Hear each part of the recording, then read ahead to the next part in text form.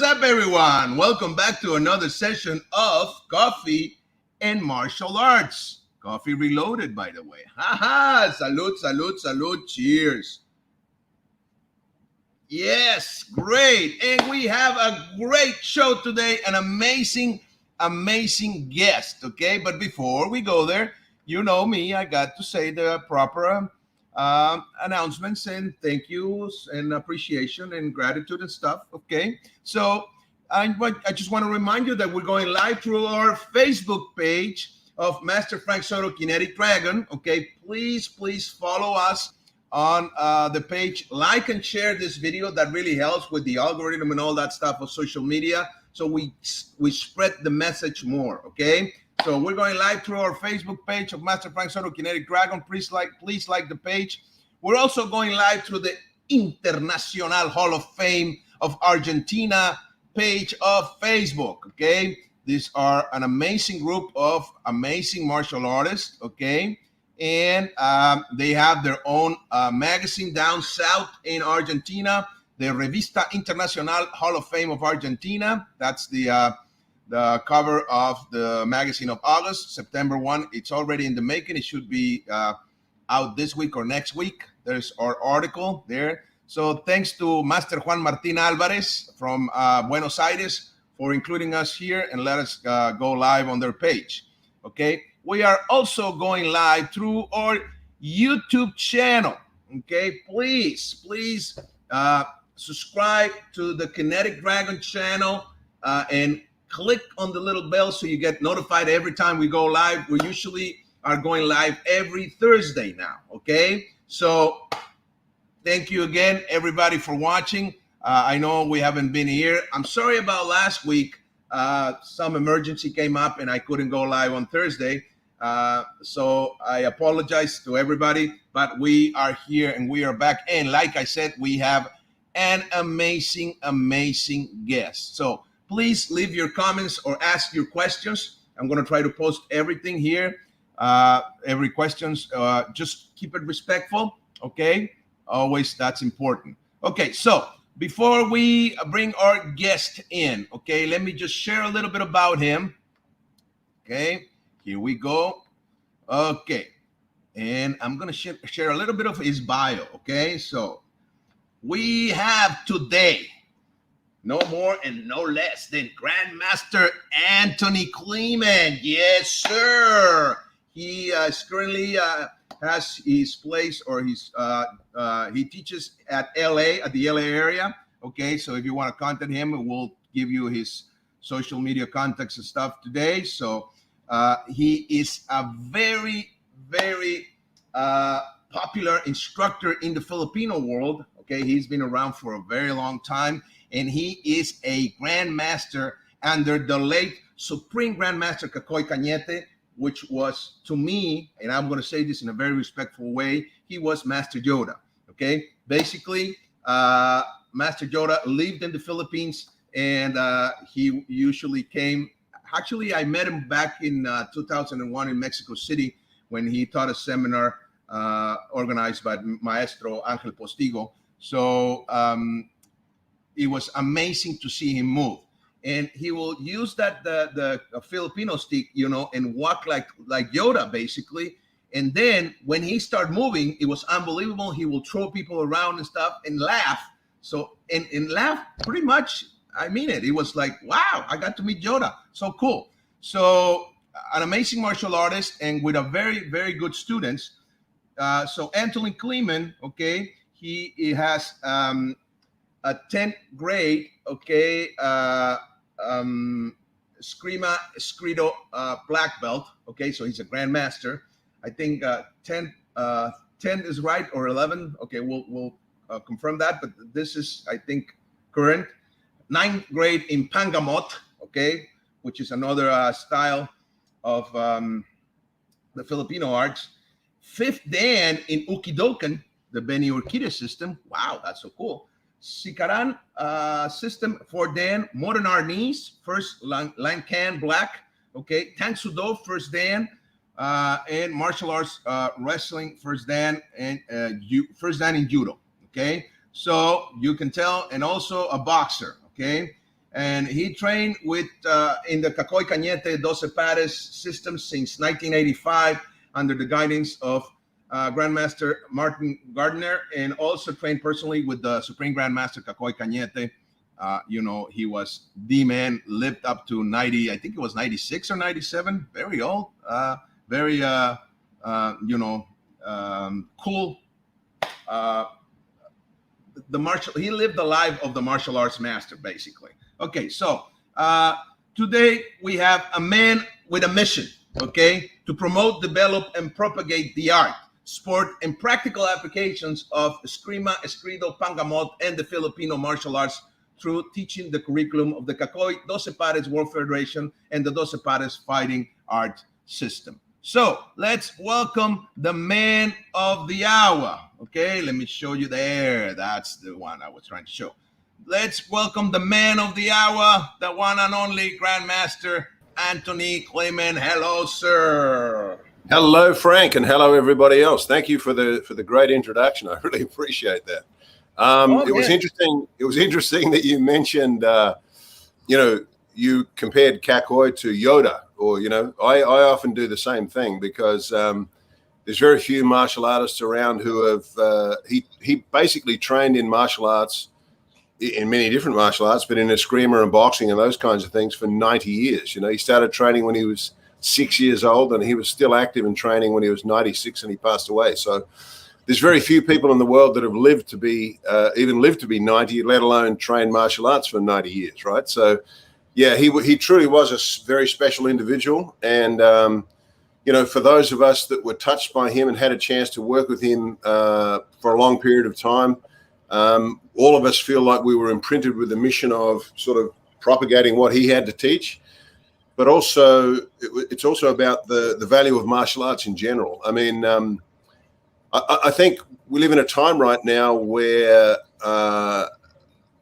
sometimes martial arts or other practices are looked at as being anachronistic, sort of old-fashioned or out of date or something. And I couldn't disagree more. Like technology has made all of our younger people, like I have an 18-year-old son, and he's a technology head, and he loves his gaming and all that kind of stuff. But, despite having all of these amazing technological access points that we have to capturing our minds and doing all these things, martial arts can give us something that no other practice can. So I don't care whether you're a traditional karate practitioner or an Eskrimador or a jiu-jitsuist or whatever. Any martial art training that you do seriously for a long period of time will imprint on you, and it will change the way you are as a person, and it makes you a superior person. I'm not saying that it makes you capable of beating people up. I'm saying that it makes you a better member of society, and I think that's a critical skill that as us as humans we need that. We need to have that in our world, because too often we end up with technology doesn't give us what we really need. Technology doesn't really give us the fulfillment that we seek as humans, and right. Martial arts is one of those practices that does. So, and it doesn't matter whether you're a man or a woman, young or old, it's the same thing. It's the same basic benefits that you gain from it. So, my love of martial arts has been long-standing. I mean, I'm like a lot of people of my age that when we first saw a Bruce Lee movie, we wanted to be Bruce Lee tomorrow, right? Right. and that was the big attractor. But in actual fact, that was a great starting point, because from that point, many people went on journeys of discovery and found different things. And I was fortunate enough to be exposed to Eskrima through Cacoy Canete, and it's been a great trip. And I feel like I have there's so many more things to add and so many more things to develop and propagate as we go through. So martial arts is for everybody, and Eskrima is one of those martial arts that you can literally practice for the whole of your life. You don't have to be a 24-year-old gun to do Eskrima. You can be a 84-year-old senior, and you can still practice Eskrima. So it's very valuable. That's so cool. Yeah, and I agree with you. I believe that people that train in martial arts is because they want to be better persons. better individuals, right? Yes. And it really helps. I think it makes a big difference in somebody's life. So if somebody's watching and you haven't given yourself the opportunity to do so, if you're in the LA area, go look for Grandmaster Anthony Kleeman and get the most out of him, out of his teachings, and out of the martial arts. And like you said, one of the things that, you know, I'm more of a Kempo guy, but I do enjoy the Filipino arts a lot, and I've been exposed to it in seminars and stuff since the 90s, since my early days as a student, and I always liked it. And one of the things that I think it's so cool about it is what you said, that anybody can practice it at any age. I like that about the Filipino arts a lot. One of my long-term students, Len Lee, who's you know, he was a Green Beret that served in the Vietnam theater. I gave him a project at the start of the COVID pandemic, which was working on the walking stick, developing the walking stick as a combative weapon based on Eskrima principles. So he and I have been working on that basically over this whole period. So there's a really good example of where the Filipino martial arts are adaptable enough that you can adapt them to, you know, a walking stick, for example, but also we've developed a system of training for people who have physical disabilities, like they've suffered stroke or they have Parkinson's disease. And it's a way of training their neuromuscular system to help ward off the worst effects of the disease. So, you know, Len himself has been suffering from Parkinson's disease for the past coming on 6 years now. And, you know, his doctor keeps being amazed at how little degradation has happened with his physical system, you know, and it's because we've sort of come up with this regimen of training that gets his neuromuscular system to be continually tuned up. So, you know, and so in conjunction with developing the walking stick as a daily tool and a weapon, we've also developed a system of training that helps to alleviate the, you know, the negative effects of Parkinson's disease over a long period of time. So, you know, like I said, Cacoy started training when he was a 6-year-old. He trained until the day he died, which was at 96. And that's a benchmark for all of us to try to follow, you know. You know, I had friends when I was kickboxing years ago. There were friends that by the time they hit 40, they hung up the gloves and they said, all right, it's over. You know, my career is done. And it was so sad because, you know, some of these guys had spent 20 years developing their skills as a kickboxer, but there was so much more to do. There were so many more avenues to go down. So, you know, I believe that martial arts is a skill set that you carry for life. And just, it doesn't matter what pathway you go down, whether it's into the weaponry or into the empty hands or into the grappling or whatever, all of those pathways intersect and sort of benefit each other. So, you know, it's my feeling about the whole thing is never give up and never stop, you know. So you might change the direction that you're going in, but don't stop going. Don't stop pushing, you know. Cacoy used to say that, you know, when you retire, that's when you start to die, you know. So he said that, you know, never retire, never give up, never quit, you know. I think that's a very good advice, right? Yeah. Don't retire. Yeah. We have a couple of people saying hello here. We have Sifu Ernesto Colbrenet saying, Salud, maestros. A big hug from Santa Fe, Argentina. Saludos, nice. Sifu. Thank you. Good morning. Okay. Carlos Villarroel, saludos. Salud from Manaus, Brazil. Buena tarde, Big Master. Gracias. How you doing? Oosh. My salutes and respect. Saludo to the master guest. Bono café, Marcial Os. Thank you. Obrigado. Yes, absolutely. Cheers. Oh, okay. We have a familiar face here. Grandmaster Jerry Arechea says, Anthony Kleeman. I think I have heard that name before. GM Jerry, how are you? Salud, my friend, my brother. How you doing? I hope you're doing well. Very good, very good. I hope you're doing well too. Well, we started off, you know, talking about martial arts and stuff, but I usually start the interview with asking the guest if you can share just briefly a little bit about your background, so people that don't know you yet don't have the pleasure or the honor, so we get to know more of you. But before you do, there's another people saying hello here. Puro Catherine Sumter. She's the one that made this happen. Thank you, yes. Catherine. Hey, Catherine, how are you? Says, hello, Master Frank and Senior Grandmaster Anthony. Cheers from CCDP, Squim, Washington, USA. Gracias. Thank All you. right. Okay. So could you just, just briefly, otherwise we'll be the whole hour about, talking about your bio for sure, because you have so many, such a long background, but just how you started in the martial arts and how you got to where you are today, please. Well, when I was a kid back in the 1970s, we had a drive-in in my hometown, and that was the only way you could go and see a movie. There was no videos or anything at the time, and right around, this is probably about 1974, 75 maybe. And I went to the drive-in with my parents, and I got to see a movie called Enter the Dragon. So me and every other kid at the drive-in was standing outside the car, kicking the post, and right.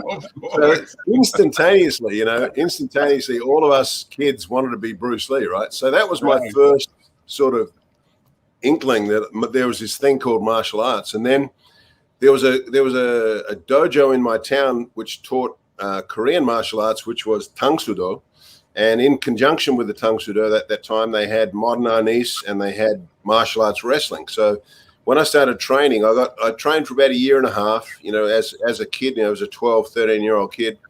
And, I drifted out of that. I went into baseball. I went into football. I went into doing other things. But then back in about 1984, I came back into training again with my original teacher, Martin Gardner. And, it was like I was at that time, I was 20 years old. I was ready to really start to train and not be a kid anymore. I was really determined to get serious about it. So that was 84. And then the very next year, Martin Gardner traveled to the Philippines and went and started to train with Cacoy Canete. Now, it's funny the way it all happened. Like, for example, my teacher, Martin, his next door neighbor, was married to a Filipina. And he was just talking over the fence one day to his neighbor and the neighbor's wife. And he said, yeah, I know of this guy that lives in the city of Cebu in the Philippines, and I would love to go and train with him. But I just, I've read here and there that he doesn't teach anyone. And the wife spoke up and said, I know Cacoy Canete. I'm from Cebu, right? So she wrote a letter of introduction because she knew SGM Cacoy, and she wrote a letter of introduction. So Marty, within a month or two, Marty ended up getting a plane ticket. He flew to Cebu. And he just got a taxi and went straight to the house and produced the letter and gave it to SGM Cacoy. And Cacoy read the letter and he said, okay, so you're here to train in Eskrima, yes? And Marty said yes. And then so initially what Cacoy said straight away was, I don't teach, So Marty has traveled all these thousands of miles, and Cacoy said, I don't teach. So what Cacoy did though was this is true of foreigners when they travel internationally oftentimes. So back then in the 1980s, there were plenty of men that traveled to the Philippines from, the USA or Europe or Australia or wherever, and they were going there to chase girls and get booze and whatever, right? That was what they were there for. So Cacoy wanted to make sure that Marty was not there for those reasons. So for about a week or 10 days, his top student, a guy called Tinong, followed Marty everywhere. He followed him everywhere, like a companion almost, right? And it became very obvious that Marty was not there to chase the girls or anything else. He was really there to train, because he would get up in the mornings and go to a park and train in the park and whatever. So the word got back to Cacoy, and Cacoy asked Marty to come by the house. He said to Marty, you can start training this afternoon. You can start training. So Marty started training, and he trained for about 2 or 3 weeks, and then he came back and he brought back some basic concepts. Like he brought back things like the strikes and the blocks and some forms and some concepts and ideas, and we all started practicing these things. Nice. And then in 1986, the next year, Martin Gardner brought Cacoy to Australia for 12 weeks. And what Cacoy was doing was every weekend, Marty would travel with him to a different capital city around Australia, and he would teach seminars, often to police, military, and also civilians. But in between time, when he was back in our hometown, we had a chance to train with Cacoy every day after from 4 p.m. till 7 p.m. So we really had a chance to get ingrained in a lot of the concepts and ideas. Over a 12-week period of intensive training, we really locked a lot of stuff in. And then what happened from there was different people like myself, another friend, another training partner of mine called Dean Hart, Martin himself. We used to go to Philippines when we could to train for 3 weeks or a month, and we would learn as much new stuff as we could. We'd bring it back and we'd start practicing it. So this went on for years. And then in '89, we got invited to go and compete in the World Eskrima Kalianese Federation World Championships, the very first one. And I ended up winning the heavyweight division. And, from then on, I started to do a lot of competitions for a long time. And around that same time, I also started getting in contact with Benny the Jet Euclides. And I traveled to LA and I spent 6 weeks training at the Jet Center. And, that was a real eye-opener because, what Benny was doing, I equated what Benny was doing with the way Cacoy did things. In other words, most of what Cacoy did was oriented towards application. It was oriented towards being functional. And everything that Benny was doing was exactly the same. Benny didn't practice anything that was kind of flashy or whatever. He practiced stuff that was very applicable and very combat effective. And so I really fell in love with what Benny was doing too. So I started training with Benny and I started training via videotape, etc. And then when I moved back to the United States in 1994, I got married. My wife and I moved here and I started training with Benny every day, basically. And he incorporated me as a part of one of his crew at the headquarters, basically teaching. So I was teaching kickboxing, etc. And that went on for, for 12, 13 years. I was training with Benny all the time. So I'd represented Benny in Japan, fighting kickboxing over there back in 1995. I sort of competed as an amateur. I won, this, that, and the other. I continued to compete in Eskrima, and I competed up until 2014, actually. So I won world championships in my 20s, 30s, 40s, and 50s. And I might start competing again so I can win when I'm in my 60s in another couple of years, So who knows? We'll see what happens. But Eskrima is a journey for life, And the beautiful thing about Eskrima is the way that the core of the art can be adapted to so many different things. So obviously, Eskrima can adapt to a tactical folding knife. Okay. You can adapt it to a Bowie knife, a big old Bowie knife if you want. Nice. Obviously, the most telling weapon is the stick, the rattan stick. Of course. You can apply it to, a hardwood stick like a gorote, right? Nice. And, you can go to other weapons like, the tomahawk or whatever that you can apply Eskrima to that. Plus, there's defensive empty hands and offensive empty hands, So it's a very well-rounded combative system. And because it's very practical, and because it teaches you really good strategies, there's a tendency for people to have a realistic view of what they're capable of, right? One of the things that when you train seriously in martial arts, it doesn't matter what you do, whether you're a boxer, kickboxer, a jiu-jitsuist or whatever, when you train seriously, you get a much better picture of who you are and also what your capabilities are. People that never test themselves have a theoretical idea of what they can do. Right. Whereas when you actually are prepared to test yourself, when you do spar, when you do feel contact, when you do feel what it's like to get taken down, you have a much more realistic idea of what is real and what isn't real, Right. And sometimes, in training, you can get sidetracked into on the journey of self-perfection, which doesn't necessarily mean that you are practicing self-protection, right? Two different things. So, if I'm teaching women, for example, young women, I have a class that I teach at a high school, which is called Walk Safe, and it's about helping young women who are about to graduate school and go to college and live away from home for the first time. It's about teaching them how to think and how to see something happen before it happens, Because the reality is that if you've got a young woman who weighs 100 pounds and a guy that weighs 300 pounds grabs a hold of her, it's not going to go well. I don't care what you train, right? But if she can see the problem occurring before it happens, or if she can sort of realize that something's being set up and she can avoid the situation, that puts her in a win-win situation, right? She wins the day just by not having to engage. So one of the things that I'm 58, so the world that I grew up in as a kid was much more tactile and much more interactive. I rode a bicycle, I climbed trees and fell out of trees. I broke bones. So I have a sense, and many young men of my generation, even slightly younger than me, have the same sense, which is we lost skin, we got stitches, we got broken bones, but a lot of kids today haven't had those experiences necessarily. So they don't have this tactile sense of the real world necessarily. Like a kid can play a video game and get a real adrenaline high from playing the video game with his buddies online, but there's no real danger there. If their character gets killed, they just push the green button and they're alive again, right? But in the real world, if you fall out of a tree and you break an arm or a leg, there's no green button to push.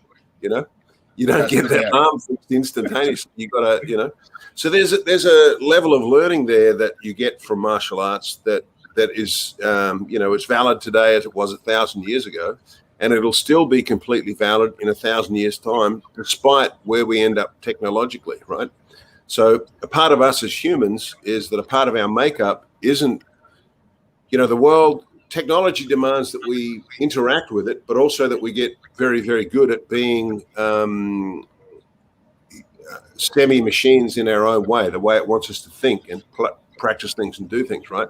Martial arts isn't about that. It's not about being a machine. It's about being a human, right? So that's the training that's so critical. That's why I say it doesn't matter whether you're a grappler or a striker or a weapons guy. Hopefully you do all three if you're smart, but it doesn't matter what you do. There is a learning there that is universal, and it applies to us as humans today in the same way it did 1,000 years ago, or in 1,000 years in the future. So that's the real core of training in martial arts, is that there's no way that we can go through life and not deal with the reality of being a human being, right? And a part of that is, our emotional development. Some of it is training ourselves to be braver and stronger than we thought we could be. Some of it is about being empathetic, being able to feel for somebody else and being able to help somebody else, right? Some of it's about one of my students. I'm going to relate the story to you a little bit, but one of my students years ago, he ended up in a situation where he came across an incident on the roadside where a younger man, a man maybe 40 or so years old, was badly beating these two older people, like as in their 70s maybe, right? A man and a woman.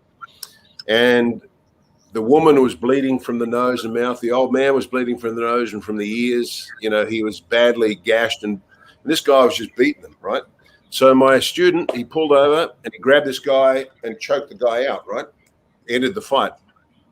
The reality was, though, that hundreds, he was driving, as he was approaching the scene where this was happening, the traffic was going super slow because everyone was watching, but nobody was doing anything, right? So these people were getting beaten up and everyone was saying, wow, look at that, but they weren't doing anything, right?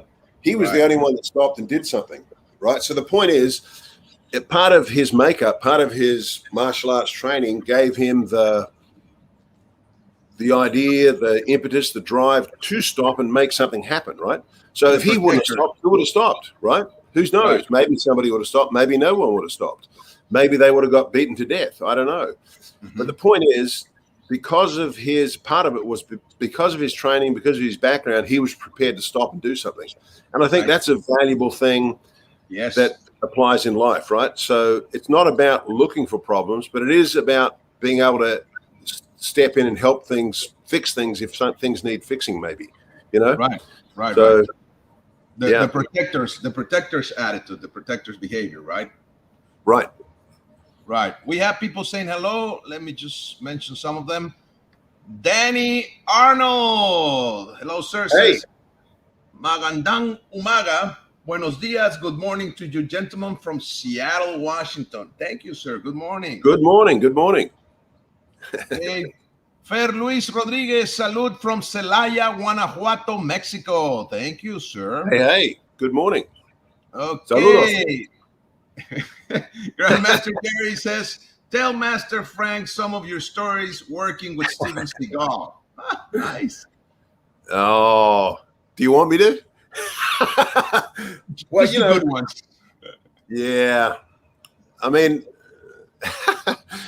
so I worked on a movie with Steven Seagal years ago, which was called Fire Down Below. So it happened in the, I don't know, mid-90s, I guess. And 96, 97, something like that. And, you know, I was one of the bad guys. I was going to get beat up in the movie, obviously. And, you know, it was interesting. We went and interviewed with Steven, all of us, you know, a whole group of us. And one of my compatriots from the Benny's gym was with me, a guy called Craig Love. And he and I got accepted to be bad guys. And there was a bunch of other guys too. One of the guys, I think, came from Gokor's gym. You know, he was another bad guy. Anyway, we choreographed this fight scene in this lumberyard where, you know, we were going to be the thugs that picked on Steven, and he was going to beat the crap out of all of us. And we rehearsed this thing many, many times, this fight scene, right? And he ended up picking up this, you know, 6 foot length of wood, you know, like duct. Not tubing, you know, round timber. And so, you know, I come over to Steve and I was going to knock his head off with a hook, and he dropped me with a punch to the body. And one of the other guys, he smacked the guy with a stick and all this sort of stuff. So we went through rehearsed this thing again and again and again. We got it right down. And, you know, my friend Craig was going to get it in the side of the neck here with the thing, but then he was wearing this big jacket with this collar, and so we patted him all up in here, and he had it all covered. So Stephen was going to lay it on here, and Craig was going to sell the shot and whatever. When we did the scene, he didn't pull anything, and he didn't go for Craig got it right across the side of the head. You know, he really ripped into me as hard as he could, you know, like all that kind of stuff. And one of the other guys got it in the nuts and so on and so forth. So the point is that, you know, even though we did all this rehearsal, it was not, that isn't the way it went down when we filmed it, you know. And, you know, I think Craig ended up with a concussion and all this kind of stuff. So, you know, there was a time at which Steven Seagal was one of the hottest guys in Hollywood, you know, with his reputation and doing what he did. But he did certainly have a reputation of being very rough on the guys that he worked with, and unnecessarily, right? So there were people that you know, I heard different stories about people getting eye damage and whatever. So, you know, I guess, you know, in the overall scheme of things, it's nice to work in some of these movies and whatever else, but at the same time, you know, you're not getting paid to lose an eye or get a broken neck or something. You're getting paid to help sell the fight scene and develop and work on something and make the guy look good, but you don't have to get killed in the process, you know? So I don't know. It's one of those things, you know?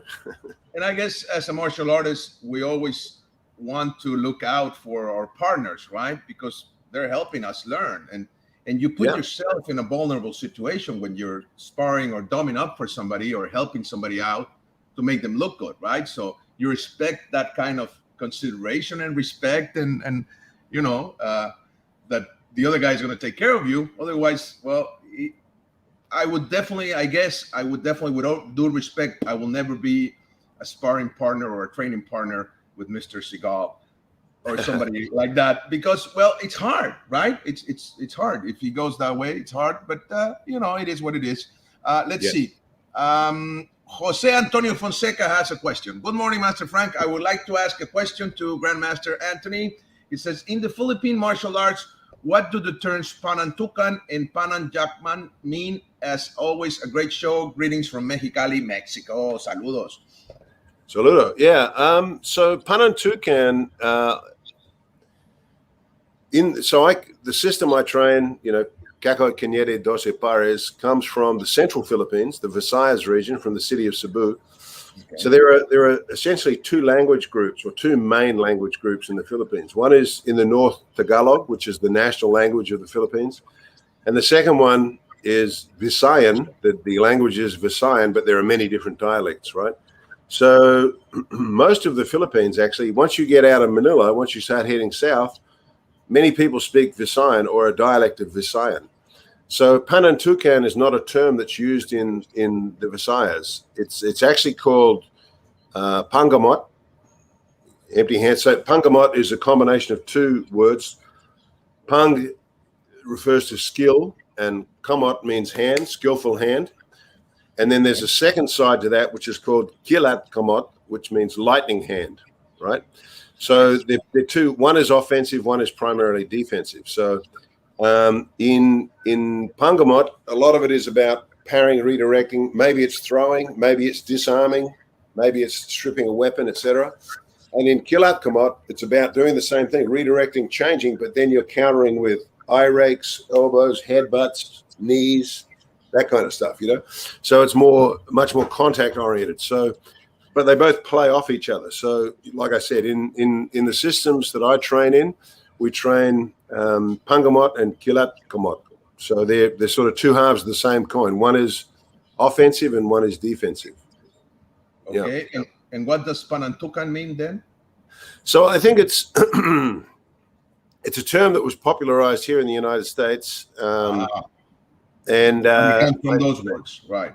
I think so. Yeah. I mean, it's like the word, for example, when you go to the Philippines, it was only in the 1980s or so that they started to use the term Kali on a regular basis. Like it used to, the arts always used to be either called Eskrima or Arnis. Eskrima or Arnis, one of those two terms, right? Kali was an unknown word. And yet in America, it's known as Kali. And so I think it's one of those words that, again, has probably evolved, you know, this side of the Pacific Ocean, maybe from Hawaii, maybe in Stockton, I'm not sure. Now, I'm not saying it's right or wrong. I'm just saying it's a modern interpretation or modern naming system for these arts. But back in the Philippines, if you talk to the older guys, when I was there in the 80s, I was talking to some of the old masters at headquarters and talking to them about Kali, and some of them would look at me and say, "What are you talking about? What's Kali? What does that mean?" You know, they had no idea, right? So it wasn't really a term that was necessarily generically used in the Philippines. It was sort of a word that evolved elsewhere. So, and I think the same is true with panantukan. Panantukan is probably a term that is evolved maybe more over this side of the Pacific. Okay. And again, I'm not saying it's right or wrong, but I'm just saying that it's probably a terminology that is more, it's an evolutionary terminology that's probably come about as the art has expanded out into the world. It's another term that's been picked up somewhere along the line. But I think, as far as I understand it, you know, Ted Luca used to teach panantukan, which was often called dirty boxing. So the concept was boxing and then adding other tools to it, you know, distractions and that kind of stuff. Well, in our system, we call that Kilat kamot. But, you know, okay. So similar thing. It's Pangamot and Kilat kamot. Did I say that right? Kilat, yeah. Kilat. Kilat. Kilat. Kilat meaning lightning. Kamot means hand. So lightning hand, and Pangamot, skillful hand. Yeah. Okay, cool. Thank you for sharing. That's very interesting. Okay, we have another question here. Guru Catherine says, Maestro, I like the concepts in CCDP that don't rely on strength as a woman. I will never win with strength. CCDP offers angles, range, etc. to win the day. What do you think about this concept? Do you find yourself teaching these ideas in the Walk Safe program? Oh, nice question. Yeah, so I'm a big guy, and I can compensate for a lot of things. I can compensate for bad technique by going to strength if I have to, but my orientation is always towards trying to do things technically correct or mechanically correct, right? So I like to be able to train somebody to make something work without having to use gross amounts of strength. Because if you can make something function by controlling balance and controlling lines of force, then anyone can make it work, whether you're big or small. So yeah, that's a real critical part of what Cacoy always taught too. There was an element of, like, as you know, when we spar, sometimes you'll block a shot, and instead of me trying to force my way past your block, I'll work around your block. Right? I'll find a way around to get past, and that's true of everyone. Everyone starts to learn those concepts. So when someone gives you resistance, you work around the resistance. When somebody gives you a shield wall, you work around the wall. So I think, and I do use that in walk safe. So mechanically, like I was saying, a woman who weighs 100 pounds up against a guy who weighs 300 pounds, once it goes to the ground, it gets ugly fast, because, a 300-pound mass laying on top of 100-pound mass, the 300-pound mass has got 2/3 advantage at least, right? And that's without applying strength or technique. So if a guy's on top of a small woman or a small person, let's say, and they're using strength, aggression, etc., and they outweigh somebody by 3 times, they have a factor of 3, it's a losing situation. It doesn't really matter what the skill set is you have. So a big part of self-defense, and it doesn't matter what you train, a big part of self-defense is actually awareness, right? You got to see, hear, and think. That's your first level of self-defense. See, hear, think. If you don't have that going on, this isn't going to help you, right? Being able to punch or kick is great, but unless you've got this thing engaged and it's playing along, Right. So, in the world we live in today, how often is it that you see people walking down the street doing this, right? Or doing this. Right. And where their awareness is it's here, or it's in this conversation, wherever that conversation might be. Right. So a part of awareness is being able to, if you get a phone call on the street, you can say to your friend, hey, I'm walking right now, I'm busy. Can I call you back in 5? Thanks, see you then. Bang. Then you're back in the game, right? Right. So if you live in I've been to Mexico City on several occasions, and Mexico City, I love Mexico City. It's a great place. But I can see neighborhoods there where you want to be switched on. You don't want to be lost in your phone. You don't want to be lost in daydreaming or something. You want to be switched on, because, stuff can go sideways.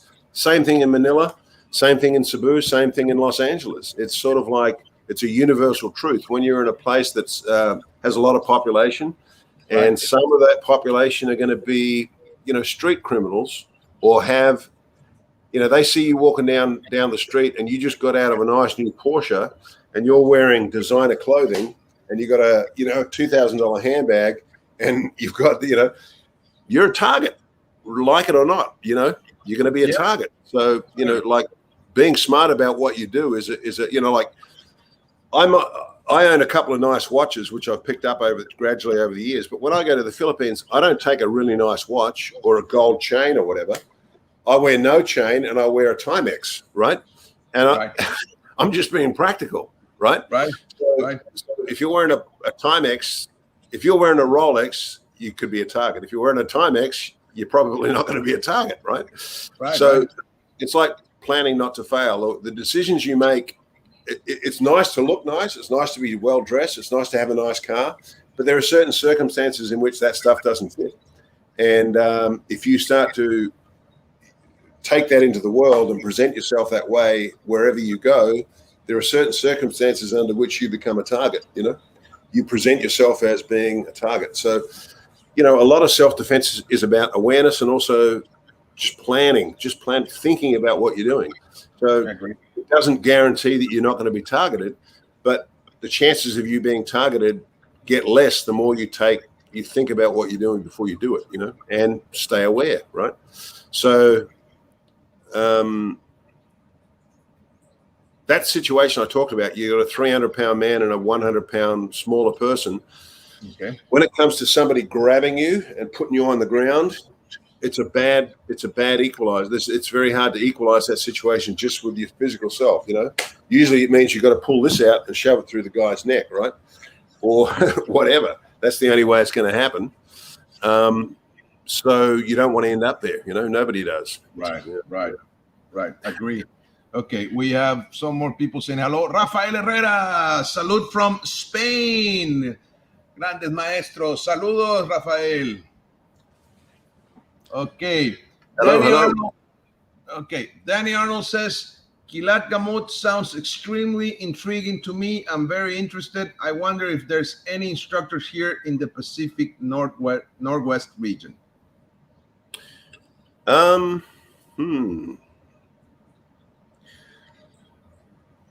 closest person that's associated with me on a regular basis would be Catherine Sumter in Eskrima, Washington. But I am working on trying to get a seminar going up that way. So if that comes together, then I'll certainly let you know. Like I said, with Kilat Kamot and Pangamot, they work hand in hand. They're two halves of the same coin. One is defensive, one is offensive. And they both work in together. So, and the common ground with the two is the concept of tappy on, which is a series of blocks, shields, parries, redirects. You have an incoming something, a punch, a kick, a weapon. Dealing with that initial incoming and gaining control of it or ejecting it or disarming it in some way, and then going to the next step, either take somebody down and lock them up or knock them out, That's kind of like the difference. You have a choice on those two things. But, Kilat Kamot, it's hard to learn Kilat Kamot without picking up the Pangamot at the same time because they both work together, Right. And do I have somebody that way right now? No, I don't exactly, except Catherine. Catherine's the only one really in Eskrima. So Pangamot is the defensive one and Kilat Gamot is the offensive one? Yes. Yeah, so Pangamot meaning skillful hand, Kilat Kamot lightning hand. Lightning hand, yeah. Right. Great. Okay. I wanted to ask, I'm curious about something. In martial arts, we usually, for example, in Kempo comes from Japan and it goes back to Chuan Fa in China, and then it goes back all the way to India. So the legend goes, right? What about the Filipino arts? Where do they come from? Did they just originated in the Philippines, or do they have other influences? I think it's both, actually, Frank. So I think, the Philippines has the reputation of being sort of like the crossroads of Asia. So you have influences from China, from India, from Japan, etc., because it's sort of in that central region of the East Asian region. So I think you'll find that there have been influences like ethnic Chinese have lived in Philippines for probably more than 1,000 years. So there's undoubtedly they brought some of what they had with them. Earlier than that, much earlier than that, there was what was called the Sri-Visayan Empire, came from India through Indonesia to the Philippines, and the language set, which is called Visayan, is directly influenced by those languages from the India region. So a lot of times when the guys from Cebu, when they meet somebody from Indonesia or Malaysia, there is a sort of a commonality in the language. It's not the same language, it's a different language, but there's a whole bunch of things, phrases and words they can pick up. Oh yeah, we say that, we say it this way, So there's a link there, there's a direct link there with that sort of stuff. So the Philippines also, was under Spanish occupation for 371 years, The Imperial Spain, originally under King Philip of Spain, were the first ones to occupy, first European power to occupy. Excuse me for a second. That's fine. Let me just kill that. There we go. The first European power to sort of occupy the Philippines, and last one too, I'm sure. But they were there for 371 years. So their martial concepts, like, for example, in many of the Eskrima systems, Arnis systems that you find, stick and dagger, for example, or sword and dagger, that comes directly from Spanish training, Spanish technique, right? If you look at Spanish rapier and dagger fighting from the Renaissance period, that's directly related to that, But when Ferdinand Magellan landed in the Philippines in 1521 and discovered basically planted the flag and said, "I claim these lands, these islands for King Philip of Spain," when he did that, he faced a bunch of natives that came out and fought him and killed him. Right, he was killed by the native Filipinos in Mactan Island. So that obviously they had fighting skills before the Spanish were there. So you know what I mean. So another thing that they say in the Philippines is that, you know, the Philippines has more than 7,000 islands, and you'll find more than 7,000 Eskrima systems, you know, or arnis systems or whatever. Right. And some, like I said, some systems are very blade oriented. Some systems are very stick oriented. Some systems might be kick and punch oriented. But, you know, there is a commonality there. There's this concept of having a numbering system, a basic system of defenses and offensive moves, and then it can evolve from there. You can add many things in there and make it change and morph and whatever. So this idea of having a structured concept of training is really at the core of the Filipino martial arts, and it's what gives you the vehicle to adapt and change to in many different ways, you know. One of the other things I'd like to say too probably is that because the Philippines is so weapons oriented, because it's so common for blades, sticks, knives, swords to be carried,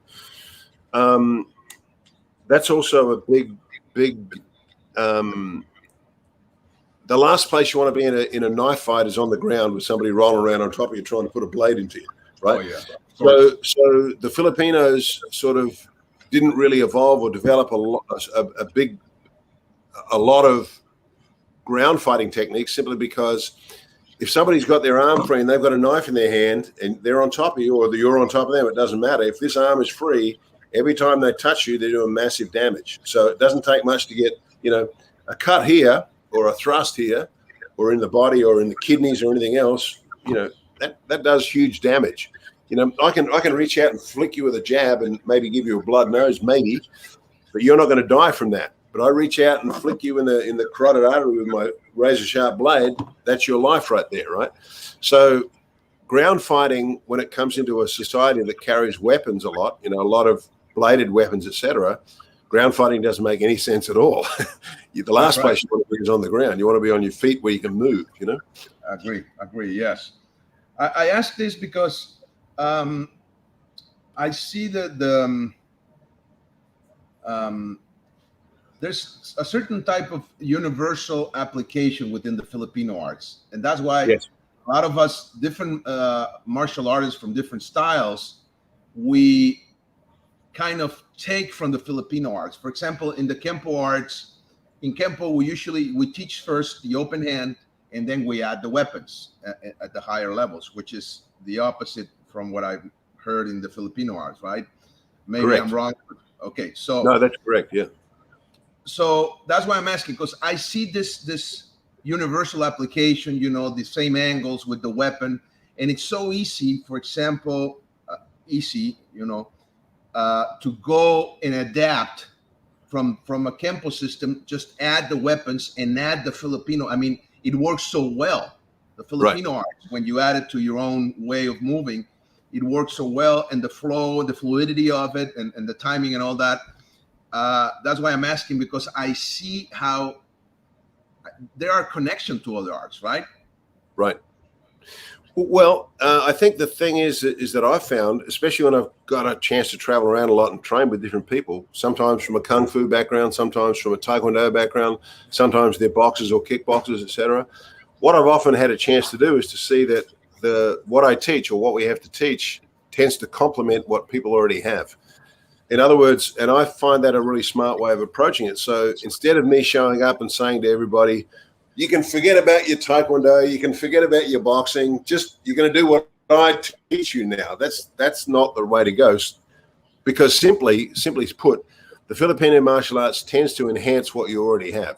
So if you're a Kempo guy or you're a Jiu-Jitsu guy or you're a boxer, the Filipino martial arts will enhance what you already have. It won't rob from, it'll add to. And I think that's a really critical thing. That's one of the true differences with the Filipino martial arts, is that it doesn't try to take you from what you already have. It tends to enhance what you already have. The other thing is that it's a practice of longevity. You can practice it your whole life. Another thing is that the concept of teaching weaponry first, straight out of the gate, I could take that little, that theoretical 100-pound girl that we were talking about earlier. I could take that young lady and I could put a 12-inch razor-sharp Bowie knife in her hands, and I could teach her for a couple of months, and there's not one 300-pound guy on the planet who's going to live to tell the tale if he tries to attack her, right? Yeah, so I take that same 100-pound girl and I start teaching her empty-hand concepts. I might teach her for 15 years and she still gets overwhelmed by the 300-pound guy, right? Now, that's not because what she's learning is not correct or not good. It's just that the sheer disparity between the physics of a 300-pound man and a 100-pound girl, it just doesn't work. His ability to overwhelm her is just so huge and one-sided. But I put this 12-inch Bowie knife in her hand, razor sharp, and she knows how to use it. She's going to hack him to pieces in seconds, right? So, there's a real practical level of use in the Filipino martial arts too. It's extremely, the Filipinos are very practical in the way they do things. They're not necessarily, I love martial arts in general. I love all martial arts. All martial arts have something to offer. But in my opinion, my humble opinion is that the Filipino martial arts tend to have a very direct and very practical approach to what they do. And sometimes martial arts, as they've evolved and practiced, and they've become sometimes too artsy-fartsy for their own good. They've lost their combativeness. They've become either methods of, they're almost like a Tai Chi system where they aren't combative anymore. They might be a system of movement and they might look pretty, but they might not work under pressure. Whereas the Filipino martial arts tend to be much more about what works under pressure.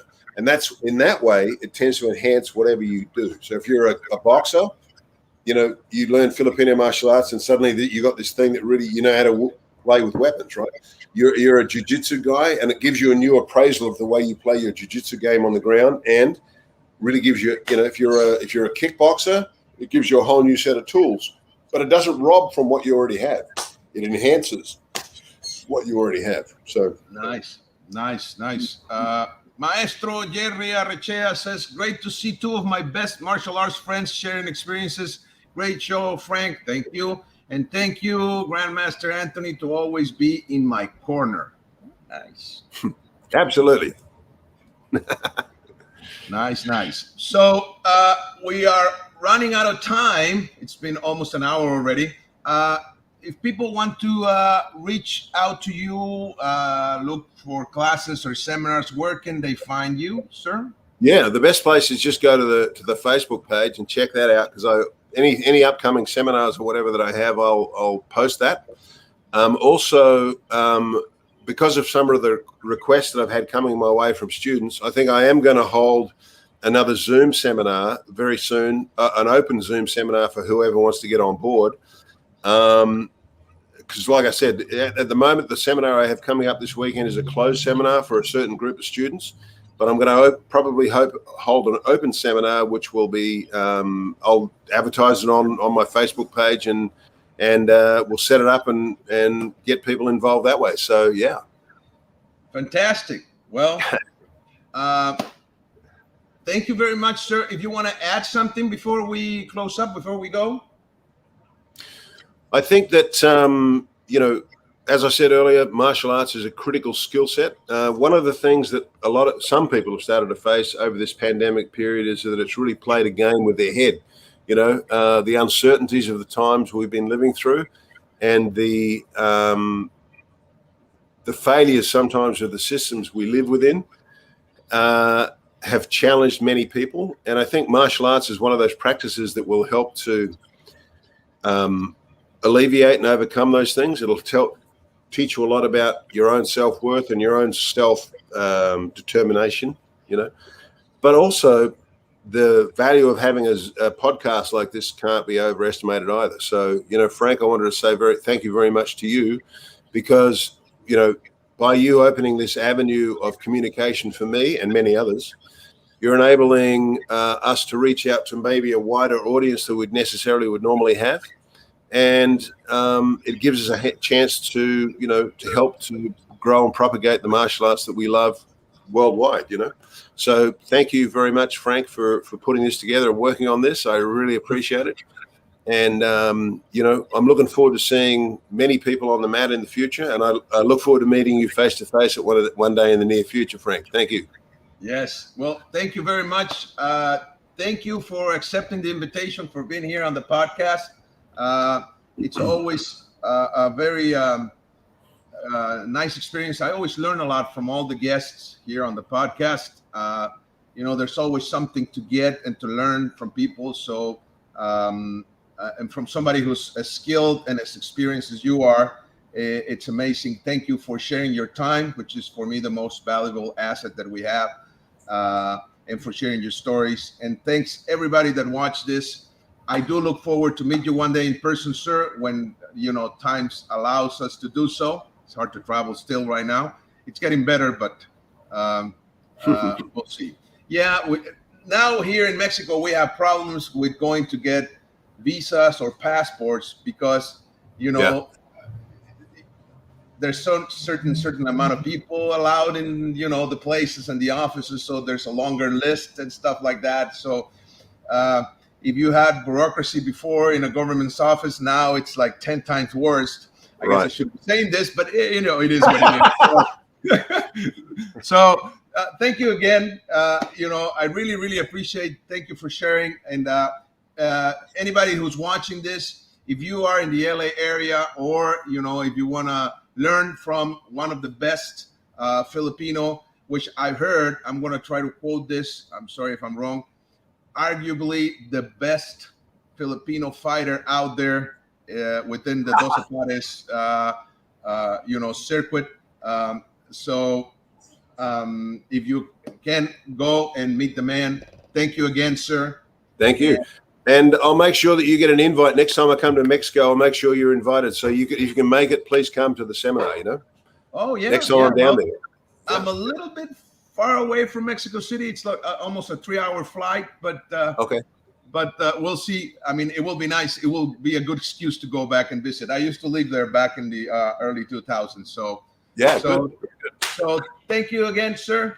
Thank you. Thank you, everybody. Take care and have a great day. Bye-bye. All right.